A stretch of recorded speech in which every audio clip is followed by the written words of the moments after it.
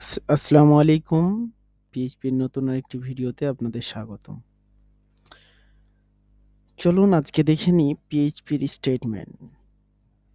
তো পিএইচপির স্টেটমেন্ট হলো কোডের একটি অংশ যা নির্দিষ্ট একটি কাজ সম্পূর্ণ করে। এটি প্রোগ্রামকে নির্দেশ দেয় যে কি করতে হবে। পিএইচপির স্টেটমেন্ট বেশ কয়েক রকম হয়। তো প্রথমেই যে স্টেটমেন্টের কথা আমরা বলবো সেটা হলো আউটপুট স্টেটমেন্ট।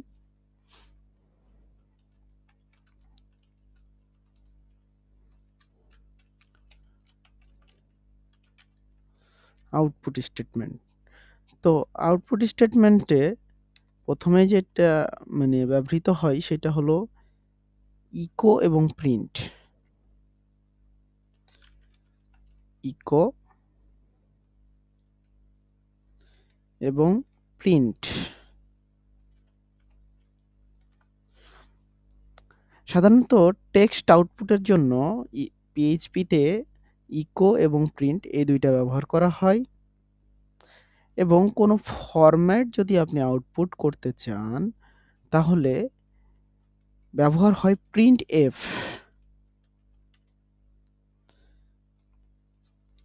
এছাড়াও পিএইচপির আরও দুটি আউটপুট স্টেটমেন্ট রয়েছে, সেটা হলো print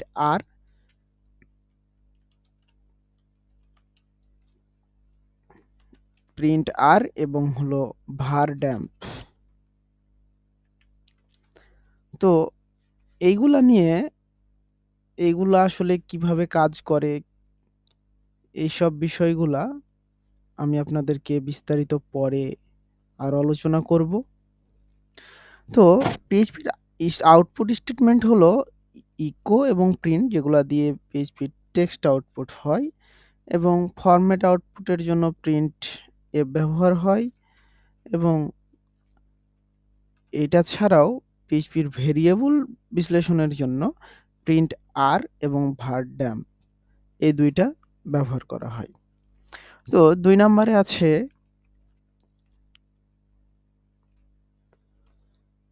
expression statement.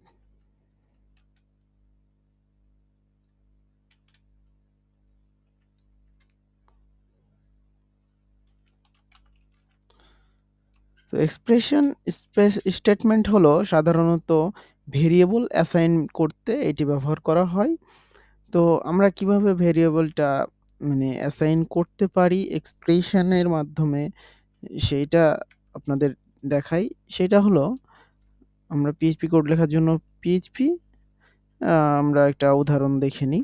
$, Variable name equal string বা নাম্বার যেকোনো কিছুই হইতে পারে।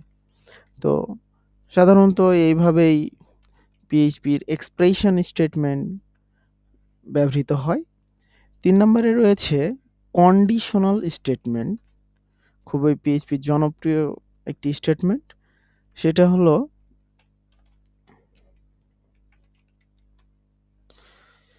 ইফ ইলস ইলস ইফ, মানে শর্ত ভিত্তিক সিদ্ধান্ত যেটা হয় আর কি, সেটা হলো ইফ ইলস এবং ইলস ইফ। এবং আরেকটা হলো সুইচ স্টেটমেন্ট বা সুইচ কেসও বলা যাইতে পারে। একাধিক শর্তের মধ্যে নির্বাচন করে সুইচ কেস, এবং ইফ ইলস করে আপনার সত্য ভিত্তিক সিদ্ধান্ত। তো এই কথাগুলো একটু কঠিন হইতে পারে, যখন আমরা উদাহরণসহ বাস্তব প্রজেক্ট করব তখন মনে করেন যে এগুলা সহজ হয়ে যাবে। তো আমরা সামনে এগোতে থাকি। এরপর রয়েছে আমাদের লুপিং স্টেটমেন্ট।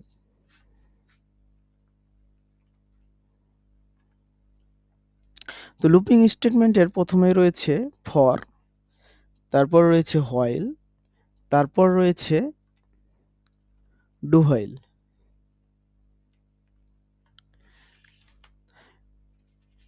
তো লুপ করার জন্য আমরা যেসব স্টেটমেন্ট ব্যবহার করতে পারি পিএইচপিতে সেটা হলো ফর, হোয়াইল এবং ডু হোয়াইল লুপ। তো এই প্রত্যেকটা লুপই জনপ্রিয়। পরবর্তীতে এগুলা নিয়ে আরো বিস্তারিত আমরা বলবো। তো আজকে শুধু দেখে নিই যে আসলে পিএইচপিতে স্টেটমেন্ট কত রকম হয়ে থাকে, কিভাবে আমরা স্টেটমেন্ট লিখতে পারি, কিসের মাধ্যমে লিখতে পারি, এইসব বিষয়গুলো আজকে আমরা একটু দেখে নিই। তো তারপর রয়েছে যেটা, সেটা হলো প্রোগ্রাম ফ্লো কন্ট্রোল স্টেটমেন্ট। মানে প্রোগ্রামের প্রবাহ নিয়ন্ত্রণ করে এইরকম স্টেটমেন্ট। তো আমি লিখে দিই।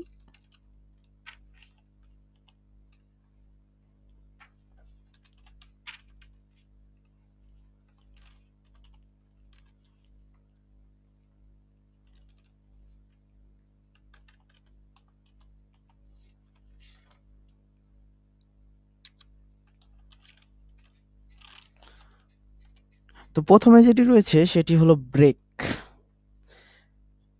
যেটি লুপ বা সুইচ ব্লক থেকে বের হয়। তারপর রয়েছে কন্টিনিউ, যেটা থেকে আপনার বর্তমান লুপের ইটারেশন স্ক্রিপ্ট করে এবং পরবর্তী ইটারেশনে চলে যায় কন্টিনিউ স্টেটমেন্টের মাধ্যমে। এরপর রয়েছে যেটা, সেটা হচ্ছে গো টু, নির্দিষ্ট লেভেলে লাফ দেই। আপনি কতদূর লাফ দেবেন সেইটা আসলে নির্ধারণ করে এই গো টু কন্ট্রোল। তো এরপর যেটা পিএইচপির স্টেটমেন্ট, সেটা হলো ফাংশন স্টেটমেন্ট,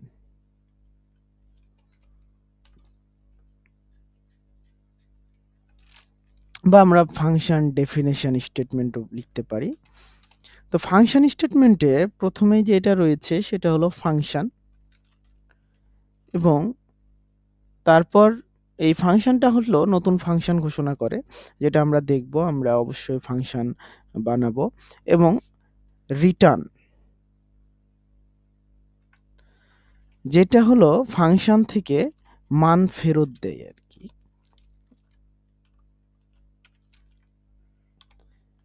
তো আমার সাথে শিখতে থাকুন আর দেখতে থাকুন। তো এরপরে যে স্টেটমেন্টটা পিএইচপিতে ব্যবহার হয় সেটা হলো এরর হ্যান্ডলিং এর জন্য ব্যবহৃত হয় আর কি এটা, সেটা হলো exception handling statement.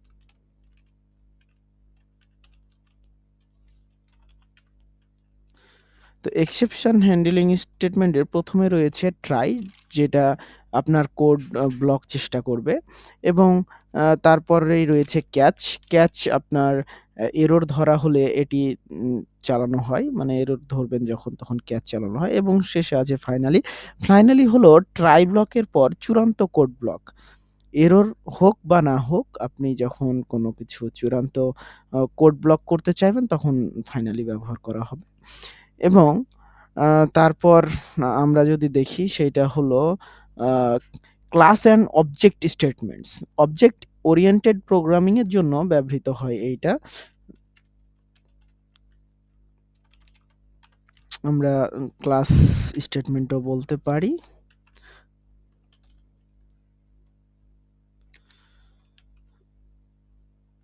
Class and object statement.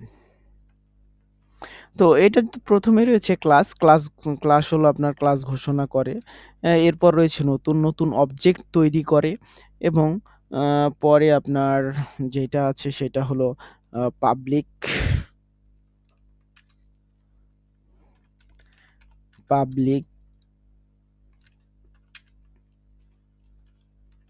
Private এবং প্রটেক্টেড।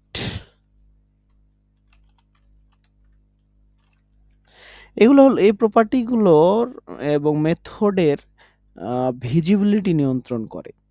আসলে কোনটা কিরকম ভিজিবিলিটি আসবে এইটা আর কি, মানে এইটা আপনার একটা সিকিউরিটির মতো, যে কোনটা পাবলিক প্রপার্টি হবে, কোনটা প্রাইভেট প্রপার্টি হবে এবং কোনটা প্রটেক্টেড থাকবে।